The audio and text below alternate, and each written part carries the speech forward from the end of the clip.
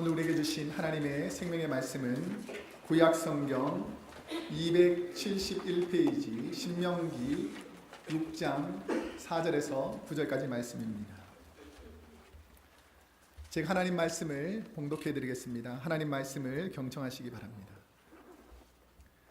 이스라엘아 들으라. 우리 하나님 여호와는 오직 하나인 여호와시니 너는 마음을 다하고 성품을 다하고 힘을 다하여 내 하나님 여호와를 사랑하라. 오늘날 내가 네게 명하는 이 말씀을 너는 마음에 새기고 내 자녀에게 부지런히 가르치며 집에 앉았을 때든지 길에 행할 때든지 누웠을 때든지 일어날 때든지 이 말씀을 강론할 것이며 너는 또 그것을 내 손목에 매어 기호를 삼으며 내 미간에 붙여 표를 삼고 또 내 집 문설주와 바깥문에 기록할지니라. 아멘.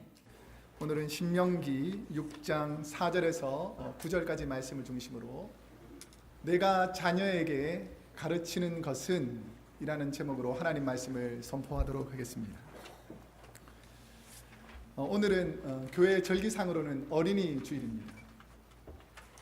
여러분은 여러분의 자녀에게 무엇을 가르치고 있습니까? 여러분은 여러분의 자녀가 어떤 자녀가 되기를 날마다 기도하며 훈계하고 있습니까? 이 세상에 부모로서 살아가는 모든 분들에게 우리 자녀를 향한 공통점이 있다면 아마 자녀가 행복하게 살고 감사하게 살고 하나님의 복을 누리며 사는 자녀가 되기를 원하실 것입니다. 그 자녀가 여러분의 자녀가 되기를 축복합니다. 세계에서 우리가 잘 아시다시피 자녀 교육을 잘하는 민족 중에 하나가 유대인들이죠.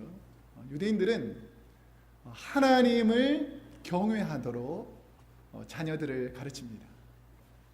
IQ를 검사해봐도 그리 높지 않은데도 불구하고 전 세계적인 경제권을 가지고 있는 그런 분들이 대부분 유대인이고 노벨상을 받았던 많은 분들 중에서 유대인들이 나왔던 이유 중에 하나가 뭐냐면 하나님을 경외하는 교육이 잘 되어 있기 때문입니다. 여러분의 자녀에게 그런 축복이 임하기를 원합니다.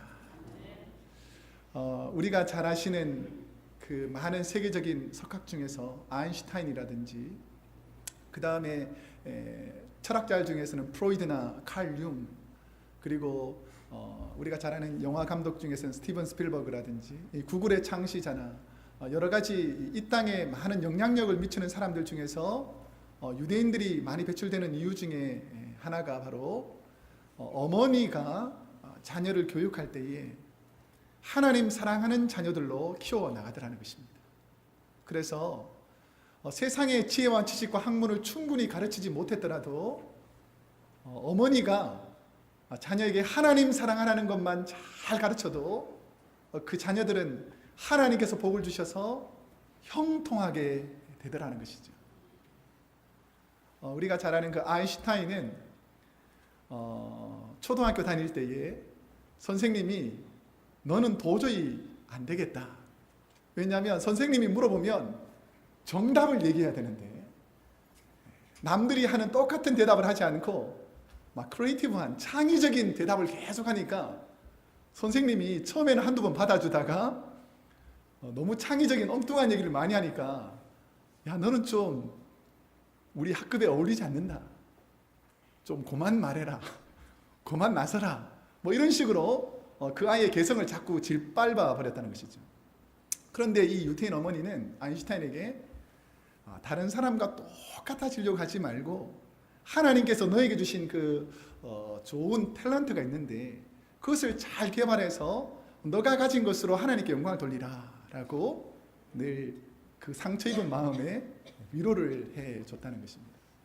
그래서 이 아인슈타인 같은 경우에는 뉴턴이나 스피노자, 데카르트 책을 아주 어린 나이에서부터 독파하고 많은 사람들과 다른 길을 갔지만 나중에는 영향력 있는 사람이 되었다는 것입니다. 우리가 잘 아는 유태인의 교육서 중에서 탈무드라는 것이 있는데, 그 탈무드에 보면 어머니들이 자녀들에게 교육할 때에 이런 것들을 꼭 교육한다는 것입니다. 형제의 개성을 비교하면 모두가 살아나지만, 형제가 개성이 있잖아요. 큰 아이든 작은 아이든 셋째 아이든 개성을 서로 비교하면서 너는 이런 면이 좋다, 너는 저런 면이 좋다라고 개성을 비교하면 두 형제가 다 살아나지만, 형제들의 머리를 비교하면 자녀들이 다 죽는다라는 말을 남겼다. 너는 형보다 왜 이렇게 못하냐, 너희는 언니보다 왜 이렇게 똑똑하지 못하냐라고 비교하고 열등의식을 주게 되면 그 자녀들을 다 망하게 한다는 것입니다. 찔리는 분이 없기를 축복합니다. 나는 자녀들에게 어떤 교육을 많이 하는가, 나는 자녀들에게 무슨 말을 많이 하는가를 한번 생각해 보게 됩니다.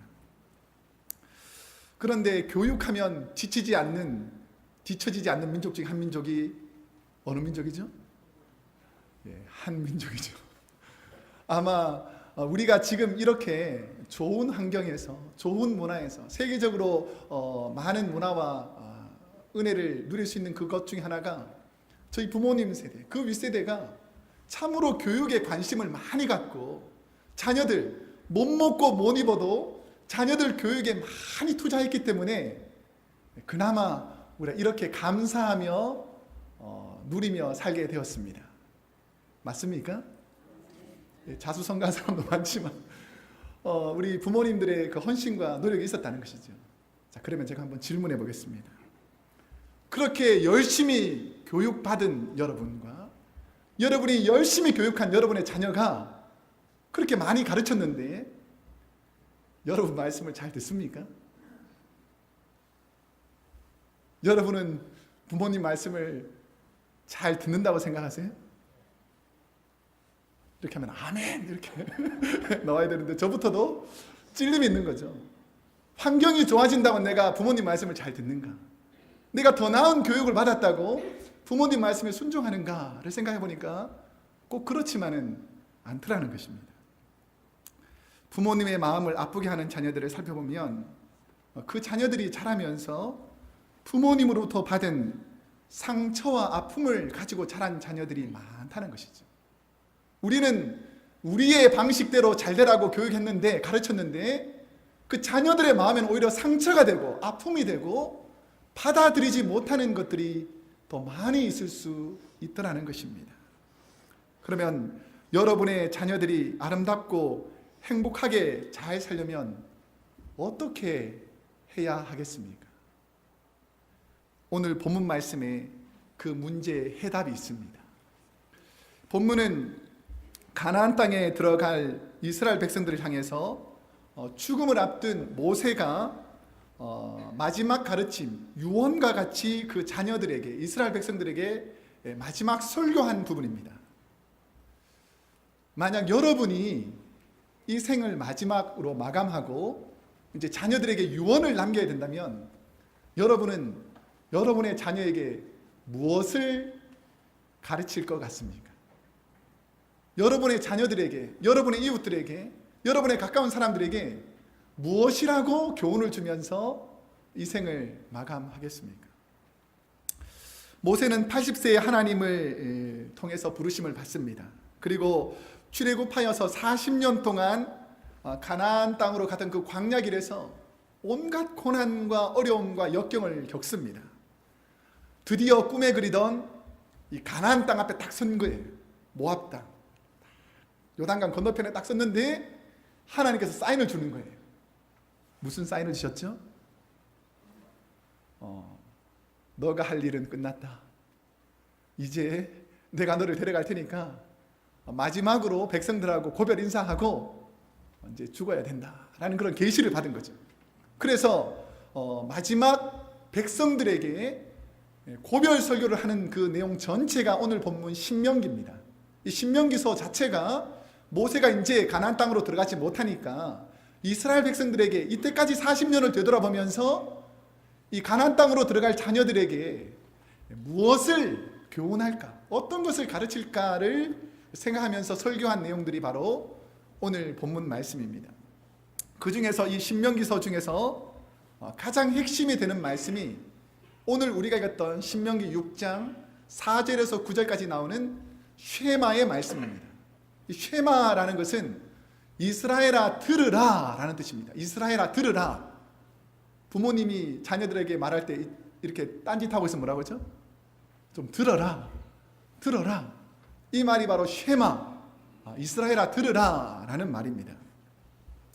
그러면 모세가 자녀들에게, 이스라엘 백성들에게 마지막 유언처럼 듣기를 원했던 말씀이 오늘 본문 말씀인데, 이 땅의 모든 부모님의 마음은 자녀들이 하나님께 복을 받으며 이 땅에서 행복한 삶을 살기를 원하실 텐데, 자녀들이 어떠한 삶을 살아야 하겠습니까?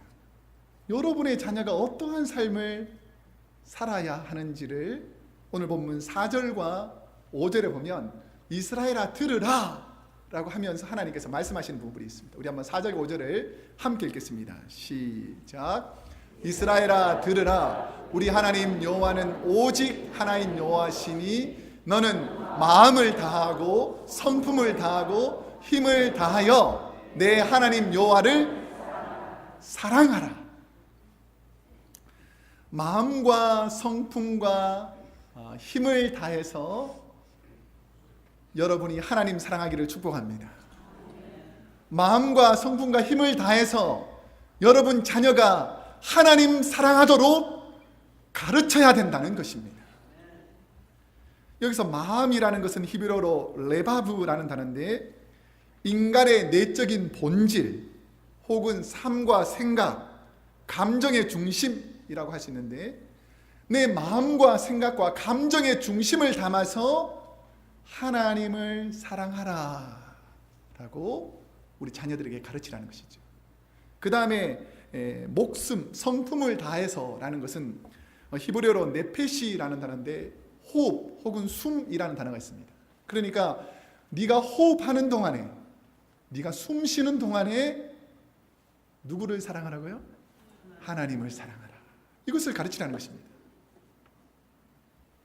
남편이 싫으면, 아내가 싫으면 숨 쉬는 것도 싫대요.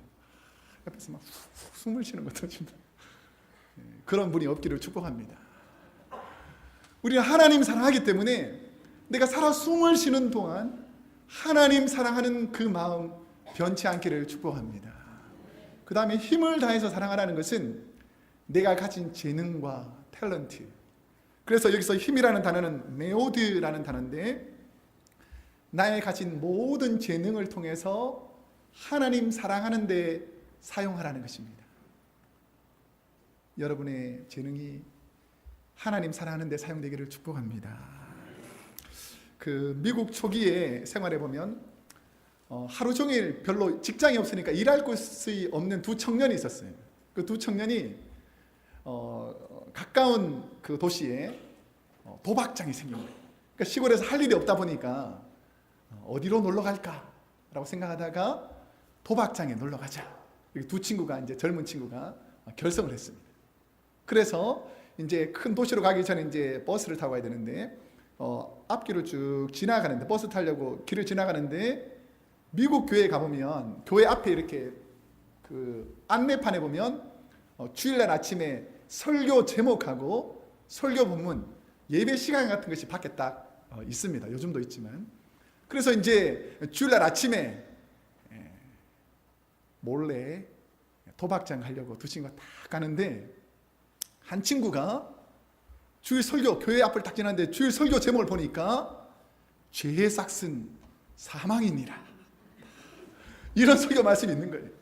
근데 이 친구가 어떤 친구였냐면, 늘 부모님이 하나님 사랑하도록, 주의 말씀 듣도록 이런 것을 늘 가르쳤는데, 부모님의 눈을 피해서 오늘 하루 살짝 도박장 가려고 그랬는데 하나님께서 자기 마음을 탁 찌르는 것 같아서 안 돼가지고, 친구야, 난 도저히 안 되겠다. 이 말씀을 보니까 하나님께서 나에게 말씀하는 것 같아서 내가 오늘은 도박장 못 갈 것 같아. 나 교회로 가야 되겠다. 너도 같이 가자. 그러니까 아니라고. 이게 얼마나 오랜만에 생긴 찬스인데 하면서 자기는 도박장 가겠다는 거죠. 한 친구는 교회에서 예배를 드리고 다른 한 친구는 도박장으로 갔습니다. 근데 한 번만 가는 것이 아니라 이 도박에 한번 중독이 되니까, 이 술과 마약에 중독이 되니까 벗어나지를 못하는 거예요. 근데 30년이 정확하게 지난 다음에 부모님의 말씀을 잘 기억하고, 부모님의 가르침을 잘 기억하고 교회에서 신앙생활했던 그분은 스티븐 글로버 클리블랜드라는 미국의 22대 대통령이 되고요. 그 클리블랜드 대통령이 되는 그 순간에 그 도박을 했던 친구는 종신형을 받아가지고 쓸쓸하게 감옥에서 죽고 말았다라는 스토리가 있습니다. 과연 저와 여러분의 자녀들은 지금 어디로 가고 있습니까? 확인해 보셨어요? 여러분의 자녀들은 지금 어느 길로 가고 있습니까? 저는 하나님을 사랑하라는 부모님의 말씀을 기억나게 하는 한 찬송이 있습니다. 찬송가 234장을 보면 나의 사랑하는 책이라는 것을 작사하신 분이 M.B. 윌리엄스라는 목사님입니다.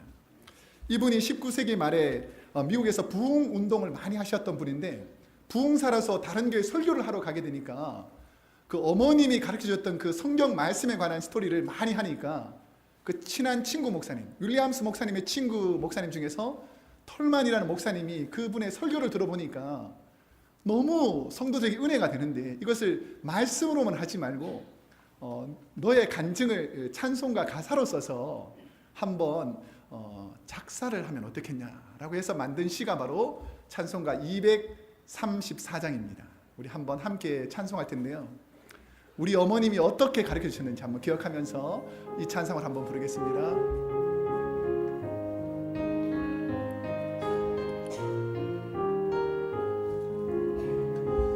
나의 사랑하는 책 비록해.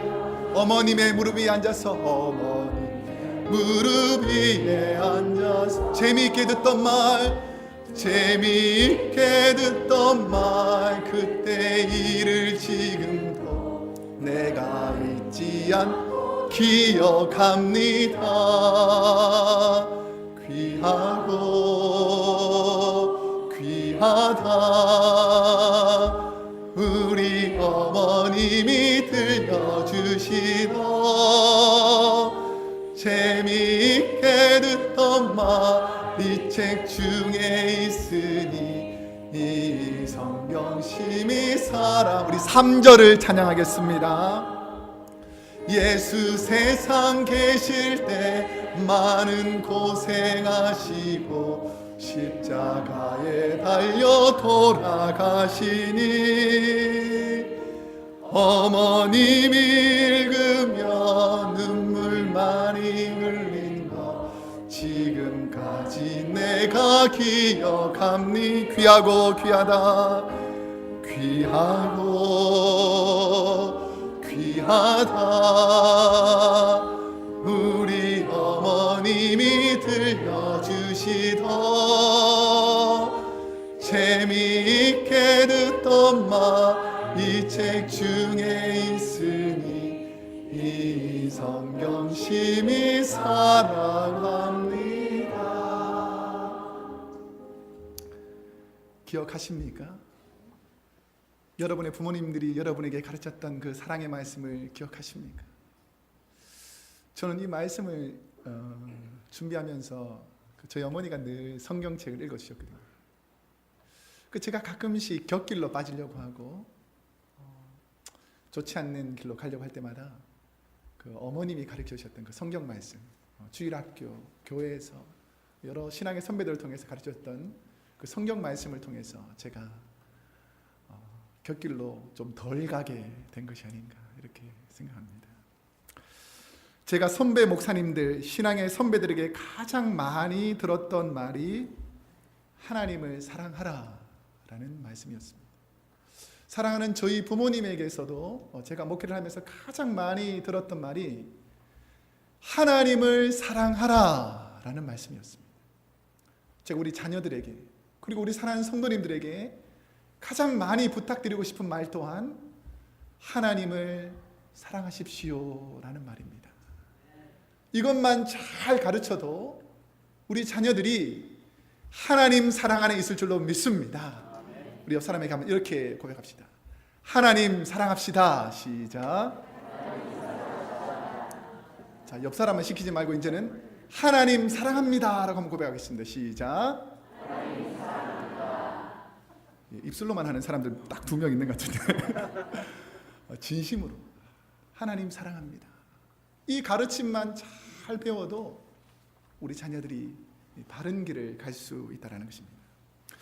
그러면 오늘 말씀에서 우리가 고민해야 될 부분은 하나님을 사랑하라는 부모님의 가르침이 어떤 가르침일 때에 자녀들이 그 가르침을 받아들이겠느냐라는 질문입니다.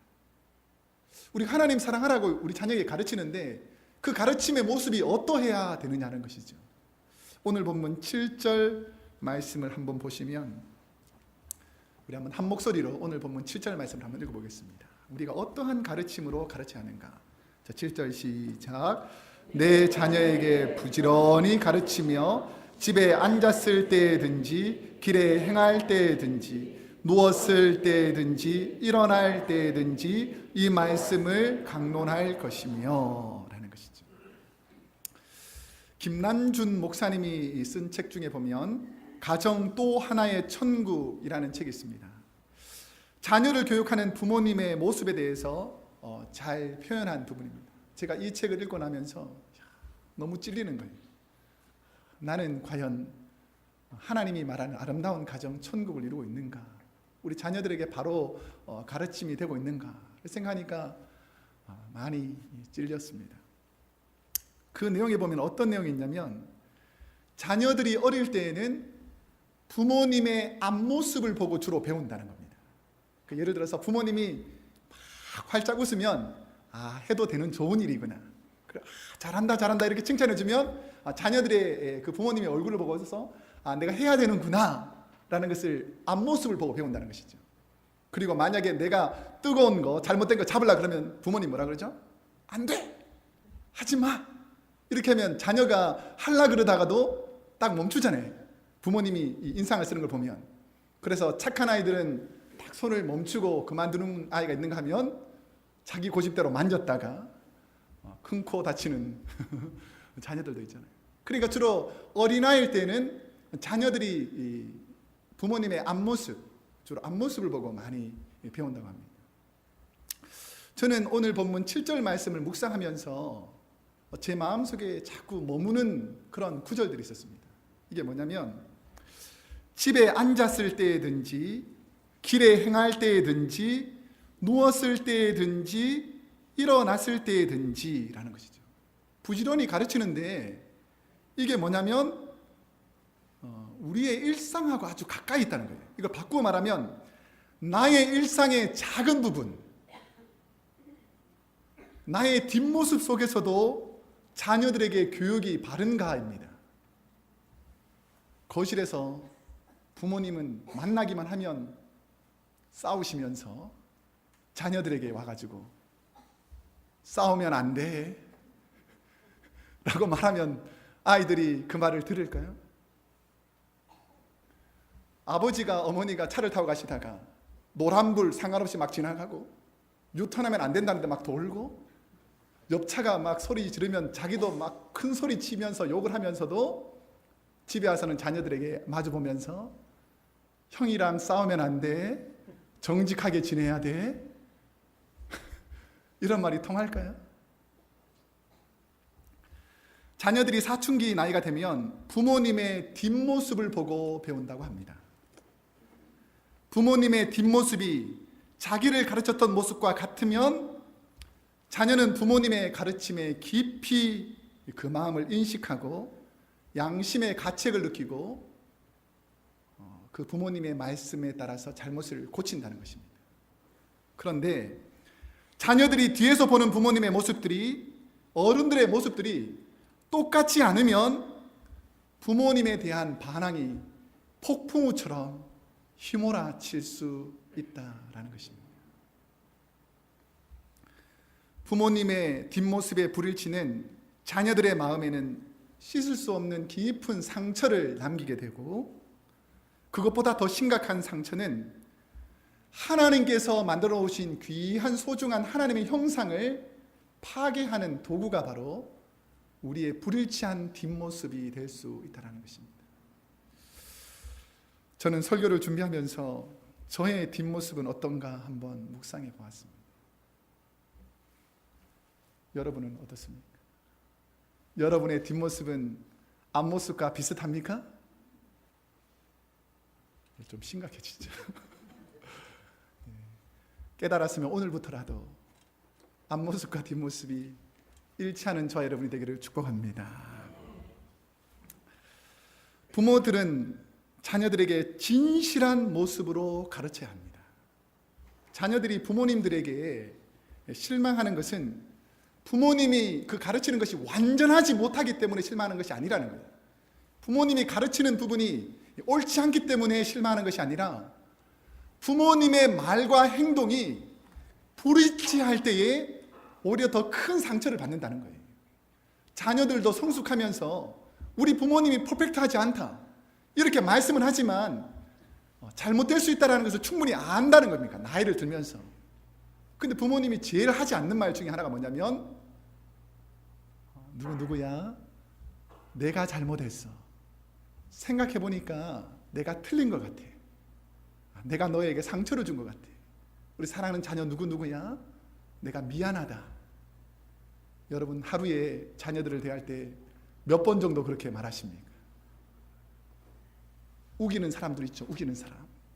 너가 뭘 안다고 그래. 내가 맞아. 이렇게 자녀들을 사랑으로 바르게 교육하는 것이 아니라 내가 분명히 불완전함에도 불구하고 마치 완전한 것처럼 자녀들 앞에서 진실되지 못할 때 우리 자녀들이 실망한다는 거예요. 그런데 부모님이 이 자녀들 앞에서 진실되게 내가 이렇게 비록 가르치지만 나 또한 부족해서 실수하고 넘어질 수 있다라고 말할 때에 우리 자녀들이 부모님의 말씀을 더 신뢰하고 따른다는 것입니다. 오늘 집에 가거든 전화를 거셔가지고 잘못한 것을 자녀들에게 꼭 고백할 수 있는 부모님이 되기를 축복합니다. 이거는 좀 강요 차원에서 다시 한번 아멘을 크게 하셔야 돼요. 여러분의 자녀들에게 잘못한 것이 있으면 꼭 잘못했다고 사과하는 부모님이 되시기를 축복합니다. 예. 저는 이 자녀들을 향한 부모님의 가르침이 어떠해야 되는지 고린도전서 3장 6절에서 7절 말씀을 보면서 내가 어떠한 역할을 해야지 바른 자녀들을 향한 가르침인가를 알게 됐습니다. 고린도전서 3장 6절에서 7절 우리 스크린에 있을 텐데요. 한번 읽어보겠습니다. 이 부분을 한번 읽겠습니다. 시작. 나는 심었고 아볼로는 물을 주었으되 오직 하나님은 자라나게 하셨나니 그런즉 심는 이나 물 주는 이는 아무것도 아니로되 오직 자라나게 하시는 하나님 뿐이니라. 여기서 중요한 말씀이 있어요. 우리 자녀를 하나님께서 우리에게 주셨지만 우리에게 가르칠 권한을 주셨지만 여러분이 심고 여러분이 물을 주었지만 여러분이 하는 일은 아무것도 아니고 하나님께서 우리 자녀들을 바른 길로 인도해 주시기를 축복합니다. 여러분이 어떻게 우리 자녀들 끝까지 따라다닐 수 있겠습니까? 여러분이 어떻게 우리 자녀들을 끝까지 책임질 수 있겠습니까? 여러분이 물 주고 심었다고 해서 여러분의 자녀가 아니라 여러분의 자녀 또한 하나님의 자녀임을 깨닫고 그들 앞에서 주님 닮은 신앙의 본을 보이기를 축복합니다. 그러면 하나님을 사랑하라는 가르침은 언제까지 계속돼야 할까요? 우리가 하나님을 사랑하라 이렇게 말하잖아요. 언제까지 하나님 사랑하라고 우리 자녀들에게 교육해야 되겠습니까? 오늘 본문 8절과 9절에 보면 그 말씀의 해답이 나와 있습니다. 읽어보겠습니다. 8절과 9절 시작. 너는 또 그것을 내 손목에 메어 기호를 삼으며 내 미간에 붙여 표를 삼고 또 내 집 문설주와 바깥문에 기록할지니라. 우리 건망증 있잖아요. 깜빡깜빡하는 거. 잘 잊어버리니까 어떡합니까? 자주 보이는 곳에 이렇게 자꾸 써놓잖아요. 아닌 것처럼 하지 마시고 우리가 메모를 하거나 자꾸 기록해 두는 이유가 뭐냐면 우리가 기억하지 못하기 때문에 그렇습니다. 그럼 언제 그것을 떼도 될까요? 이제 더 이상 기억할 필요가 없이 내 몸에 완전히 딱 들어오면 이제는 적어놓을 필요가 없는 거죠. 여러분의 삶에 하나님 사랑하는 것이 몸에 완전히 습관처럼 들어와 있기를 축복합니다. 여러분의 자녀에게 언제까지 가르쳐야 될까요? 우리 자녀가 내가 말하지 않아도, 내가 가르치지 않아도 우리 자녀가 하나님 사랑하는 마음 변치 않으면 그때까지는 우리가 계속해서 문설주에도 써놓고 임방에도 써놓고 손목에도 이마에도 계속해서 우리 자녀가 하나님 사랑하도록 가르쳐야 하는 것이 바로 우리 부모들의 사명이라는 것입니다. 이 손에 매어라는 단어는, 이 손이라는 것은 깨달은 것을 실천하는 것이 손이잖아요. 그러니까 여러분의 손에, 여러분 자녀들의 손에 하나님 사랑하는 것이 몸에 배일 때까지 여러분의 손에다가 메고 달리는 거예요. 하나님 사랑하는 거. 설거지는 누가 해야 될까요? 하나님 사랑하는 여러분이 해야 될까요? 하나님 사랑하는 내가 먼저 하면 되는 것입니다. 교회 휴지가 떨어지면 누가 주어야 될까요? 하나님 사랑하는 내가 줍는 거예요. 연약한 이웃을 누가 도와야 될까요? 돈 많은 집사님이 도와야 될까요? 목사님이 좀 이렇게 물론 다 해야 되지만 내 삶 속에서 자연스럽게 내가 누가 말하지 않아도 내 손과 발이 하나님 사랑하는 일들을 할 때에 그때까지는 우리가 계속해서 마음으로 생각으로 사랑하는 일들을 실천해야 된다는 것입니다.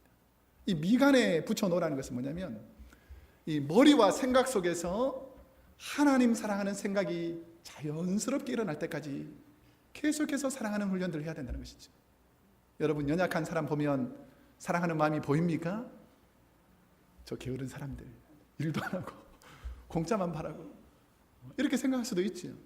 그렇지만 그 연약한 소자가 바로 주님의 모습이라면 내 마음과 내 생각 속에 주님 사랑하는 것이 자연스럽게 누구를 보아도 주님의 사랑이 내 마음속에 일어날 때까지 하나님 사랑하는 훈련을 해야 될 줄로 믿습니다.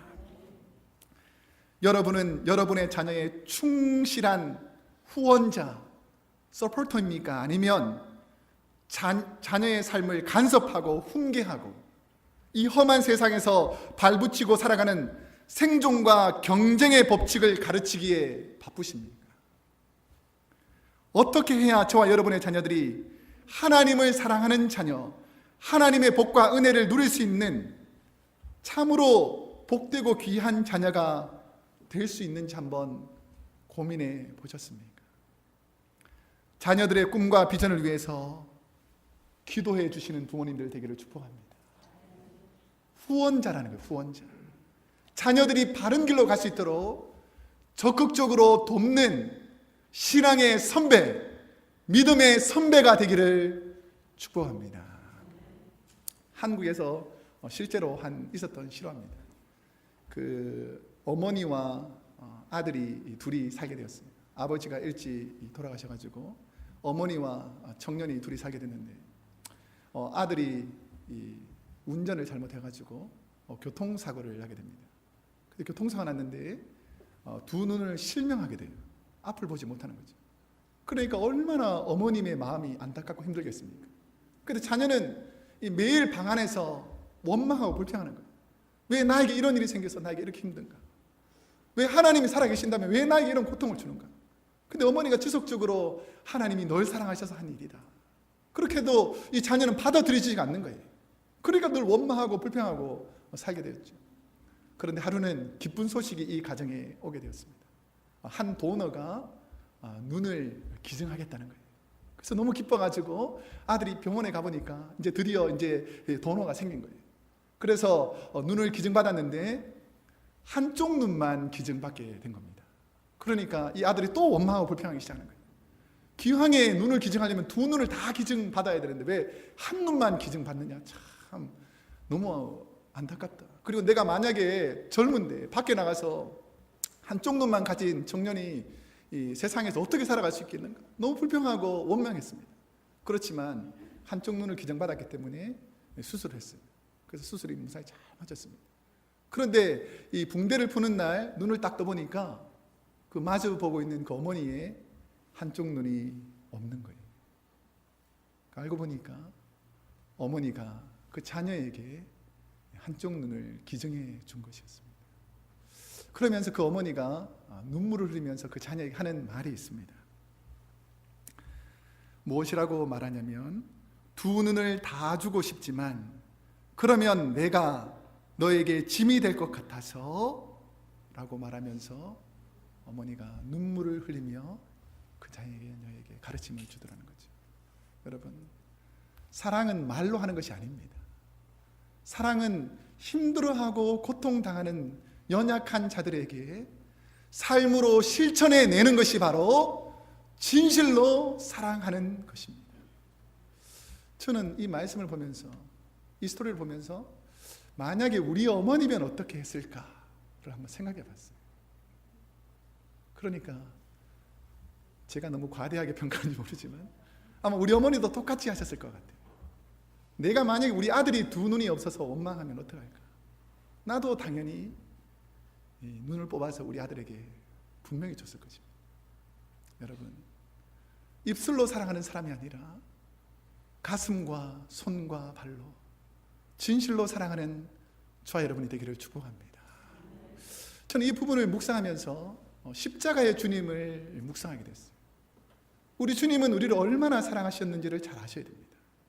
한쪽 눈 정도가 아니라 그 몸 전체를 십자가에 못 박아 우리를 사랑하시면서 우리를 위해 내어주신 분이 바로 우리 주님이라면 그 주님을 사랑하는 자리에 있기를 축복합니다. 저는 이 글을 읽으면서 지금 이 5월달 어린이 주일이 되었을 때에 한국의 세월호 가족들이 있잖아요. 자녀를 깊은 바다 물속에 깊이 잠겨두고 지금도 고통당하면서 눈물 흘릴 그 부모님들 한번 묵상해 보게 되었습니다. 5월 어린이 주일이 되었을 때에 지난해만 하더라도 우리 자녀들이 기쁘고 즐겁게 교회 안에서 떠들고 장난치고 웃던 아이들, 부모님에게 어린이 날이 되었으니까 선물을 사달라고 졸라대던 그 아이들, 이제 그 아이들을 보지 못하는 그 안타까움이 얼마나 허전하고 공허하겠습니까? 부모님이라면, 자녀를 둔 부모님이라면, 아니 그렇지 않은 부모님이라 할지라도 이 상황에서 얼마나 그들이 가슴 아파하고 힘들어하는지를 우리가 깨달아야 된다는 것이죠. 평생 가슴속에 묻고 지낼 희생자 부모님들의 텅 빈 가슴에 우리가 전하는 하나님의 사랑과 위로가 있기를 축복합니다. 입술로 생각으로 사랑이 그치는 것이 아니라 진실로 내 마음속에 그런 마음이 들었다면 손과 발로 내 행동으로 삶으로 하나님 사랑을 실천할 수 있는 그런 우리 성도님들 되기를 축복합니다. 이제 말씀을 맺겠습니다. 5월은 어린이 주일이고 어버이 주일, 교사 주일 등과 같은 가정에 관련된 많은 일들이 있습니다. 저와 여러분의 삶에 과연 주님 닮은, 예수님 닮은 가르침이 있습니까? 입술로만 훈계하는 부모님이 아니라 진실로 우리 사랑하는 자녀들에게 몸소 주님처럼 실천하는 하나님의 사랑을 전하는 부지런히 삶으로 가르치는 우리 부모님들 되기를 축복합니다.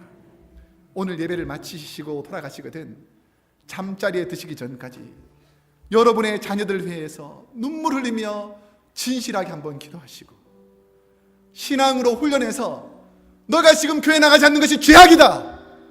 너가 세상에서 물질 많은 것이 내가 기뻐하지 않는다. 너가 세상에서 방황하는 것을 내가 가슴 아파한다. 제발 예수 믿어라. 그렇지 않으면 나는 눈을 감을 수 없다라고 여러분 자녀에게 진실한 교훈을 하기를 축복합니다. 그래서 마지막 우리가 하나님 나라에서 천국에서 기쁨으로 감사함으로 만나는 복된 아름다운 가정들 되기를 축복합니다.